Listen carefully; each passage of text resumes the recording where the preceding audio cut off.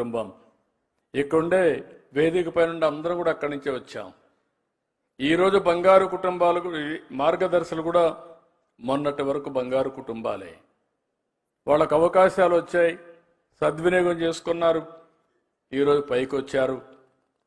అందుకని ఈరోజు ఈ కాన్సెప్ట్ అనేది నేను మీకు ఒకటే విజ్ఞప్తి చేస్తున్నా. 2047 స్వర్ణాంధ్రప్రదేశ్ విజన్ డాక్యుమెంట్ తయారు చేశాం.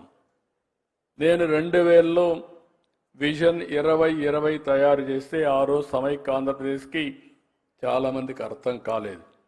ఆ రోజు నన్ను విమర్శించారు. కానీ ఈరోజు చూస్తే నేను ఆ రోజు ఏం చెప్పానో దానికంటే ఎక్కువే అభివృద్ధి అయ్యే పరిస్థితి వచ్చిందంటే అది విజన్కు ఉండే పవర్ అని చెప్పి నేను మీకు తెలియజేస్తున్నా. 2047 ఎప్పుడో కాదు, మీరు గుర్తుపెట్టుకోవాలి. ఈరోజు 2025కు వచ్చాం. ఇంకొక 22 సంవత్సరాలు. ఈ 22 సంవత్సరాల్లో భారతదేశం నెంబర్ 2 కానీ నెంబర్ 1 తయారయ్యే అవకాశం ఉంది. అందులో ఆంధ్రప్రదేశ్ భారతదేశంలో నాకు ఏమాత్రం అనుమానం లేదు. ఇంత మునిపే మన మిత్రుడు చెప్పినట్టు మళ్ళా మీరంతా వైకుంఠపాడు ఆడితే తప్ప కంటిన్యూగా కన్సిస్టెంట్గా గవర్నమెంట్ ఉంటే 2047కి భారతదేశంలో అగ్ర రాష్ట్రానికి చిరునామాగా ఆంధ్రప్రదేశ్ ఉంటుంది. దీంట్లో అనుమానమే లేదు. అలాంటి దీంట్లో మనం గుర్తుపెట్టుకోవాల్సింది ఆర్థిక అసమానతలు తగ్గించే వ్యవస్థకు రూపకల్పన చేసుకోవాల్సిన అవసరం ఉంది. నేను ఇక్కడ చెప్పే మాట మీరందరూ కూడా గుర్తుపెట్టుకోవాలి.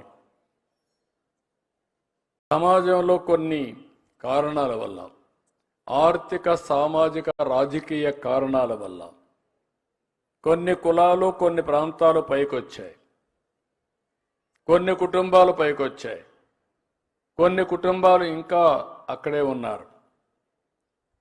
అయితే ఈరోజు మనం కొన్ని ప్రపంచంలో దేశాలు కూడా చూస్తే ఆ రోజు తీసుకున్న ప్రభుత్వ విధానాల వల్ల డిఫరెంట్ కంట్రీస్లో డిఫరెంట్ ఎకనామిక్ సిచ్యువేషన్ ప్రివేల్ అయ్యింది.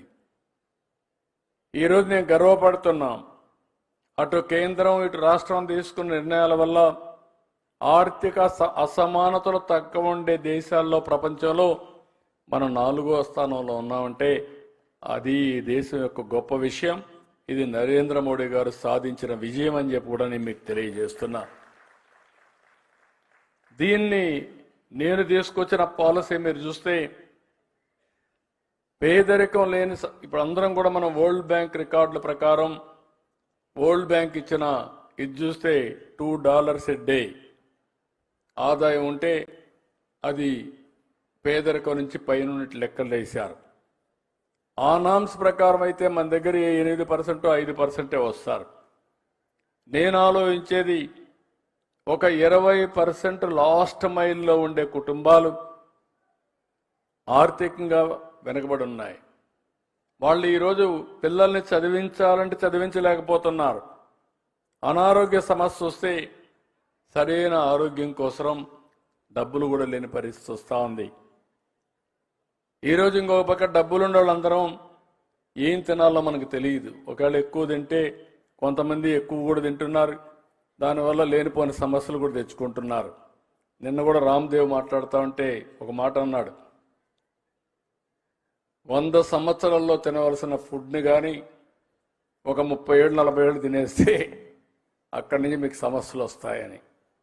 అది వాస్తవం కూడా. మన బాడీ అంతా కూడా ఏం తినాలి, ఎంత తినాలి, ఎప్పుడు తినాలి, ఇది సైంటిఫిక్గా చేయగలిగితే భగవంతుడు మనకిచ్చిన వయసు 120 ఏళ్ళు మినిమం. మనం అంతా కూడా మిస్యూజ్ చేస్తున్నాం కాబట్టి చాలామంది ఇబ్బందులు పాలవుతున్నారు. దానికి కూడా తొందరలో నేను ఒక ఆరోగ్యం కోసం ఒక బెస్ట్ బిల్ గేట్ ఫౌండేషన్తో వర్కౌట్ చేస్తున్నాం. ప్రివెంటివ్ హెల్త్, క్యూరేటివ్ హెల్త్, అదే మరిగా రియల్ టైం మానిటరింగ్ ఆన్లైన్లో పెట్టి మీ ఆరోగ్యాన్ని పరిరక్షించడానికి పూర్తిగా బాధ్యత తీసుకున్నట్టుగా ఒక పైలట్ జరుగుతూ ఉంది. కుప్పంతో ప్రారంభించాం, తొందరలో చిత్తూరు జిల్లా చేస్తాం, అక్కడి నుంచి రాష్ట్రం అంతా చేసి ప్రపంచంలో ఉండే నాలెడ్జ్ అంతా తీసుకొచ్చి పేరు కూడా సంజీవని అనే పేరు పెట్టాను. మీకు అందరికి గుర్తుంటుంది సంజీవని.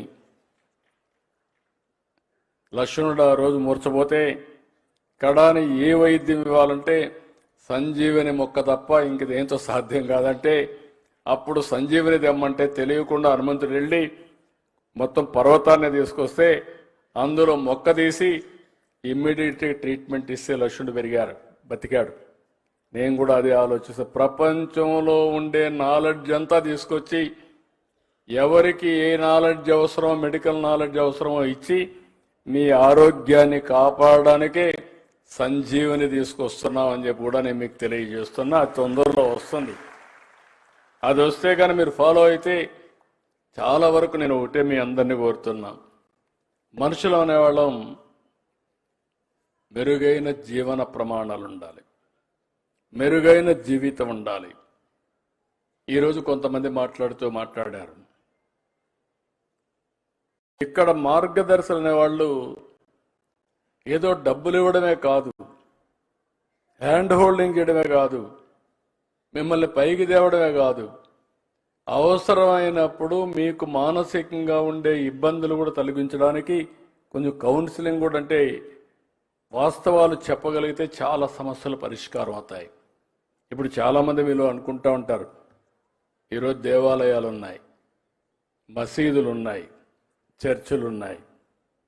ఇవన్నీ కానీ లేకపోతే సమాజంలో పిచ్చి పట్టుంటుంది. గుర్తుపెట్టుకోండి. మీరు ఒక దేవాలయానికి పోయి మీ బాధంతా దేవుని మీద పెడుతున్నారు.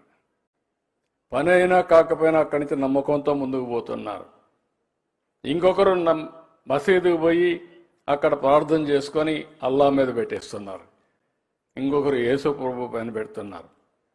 దానివల్ల ఒక మాటలో చెప్పాలంటే మన ఆరోగ్యాన్ని కాపాడుకుంటున్నాం, స్ట్రెస్ బరస్ట్ అవుతుంది. రెండోది మనం గుర్తుపెట్టుకోవాల్సింది, ఎప్పుడు కూడా నేను నిన్న చూశాను ఒక భక్తుడు వెంకటేశ్వర స్వామి పైన. ఆయన ఒక కంపెనీ పెట్టాలనుకున్నాడు, కంపెనీ పెట్టాడు, సక్సెస్ అయ్యాడు. ఆ కంపెనీ అమ్మాడు, 60% అమ్మాడు. 60% అమ్మితే 1.5 బిలియన్ అంటే సుమారు 6-7 వేల కోట్లు వచ్చింది. ఈ సంపద వెంకటేశ్వర స్వామి ఇచ్చాడు కాబట్టి ఆయనకి తిరిగి ఇవ్వాలని ఆ భక్తుడు నిర్ణయించుకొని 121 కేజీల బంగారం వెంకటేశ్వర స్వామికి ఇస్తున్నాడు. ఇప్పుడు ఆయన 121 కేజీలు అంటే దగ్గర 140 కోట్లు, 150 కోట్లు. ఆయన అడిగింది ఒకటే అడిగాడు, నాకు లెటర్ ఇచ్చాడు, సార్ నా పేరు మాత్రం చెప్పొద్దండి, చెప్తే మళ్ళా నాకు ఇది వస్తుంది, మీరు కావాలని చెప్పమని చెప్పాను. అంటే మీరు గుర్తుపెట్టుకో